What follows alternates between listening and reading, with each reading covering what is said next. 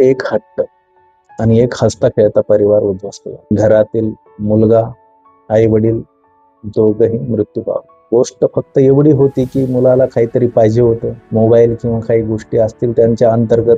पण हे असं होणं किती योग्य आहे? बघा, इतकं दुर्दैवी वाटलं मला ते व्हिडिओ बघून. मला इतकं वाईट वाटलं की अरे हे काय? एवढ्या छोट्या गोष्टीसाठी एक परिवार संपला. आणि कारण काय? तर त्याला मोबाईल पाहिजे होता किंवा त्याला काहीतरी पाहिजे होतं. तर ह्या सगळ्या गोष्टीचे कारण काय? बऱ्याच वेळेस फॅमिलीमध्ये बसून चर्चा होत नाही. वडिलांसोबत मुलांचे चांगले संबंध तयार होत नाही, कारण आई जी असते ती जास्त वेळ मुलासोबत घालवते. त्यांना मुलांना वाटतं की आईच सगळ्यात चांगली आपली, कारण आई आपले सगळे हट्ट पुरवते. अरे पण तो बाप जो बिचारा रात्रंदिवस बाहेर मेहनत करून पैसे कमवून आणतो, तेव्हाच तुमचे हट्ट पूर्ण होतात ना. आई तुम्हाला देते ते काही वडिलांच्या पैशातूनच देत असते सगळ्या गोष्टी. वडील फक्त तुमच्या भल्यासाठी एखाद्या वेळेस तुम्हाला नकार देऊ शकतात किंवा तुम्हाला काही बोलू शकता, रागवू शकता. पण याचा अर्थ असा थोडी होतो की तुम्ही पूर्ण परिवार संपवून टाका.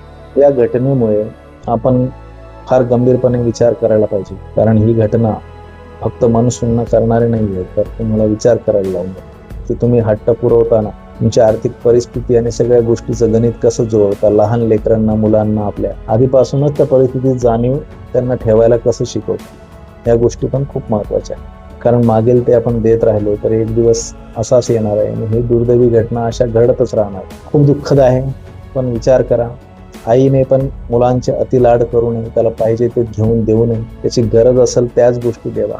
आणि खूप असे काही श्रीमंत आईवडील असतात की ज्यांची आर्थिक परिस्थिती चांगली आहे, त्याच्यामुळे ते मुलाला पाहिजे ते घेऊन देतात. आणि मग जो मिळालेली वस्तू मुलगा घेऊन जातो तो मित्रांमध्ये, तर तो त्याची इतक्या बढाया मारतो किंवा काही करतो, तर बाकीचे मुलं त्याची बरोबरी करायला बघतात.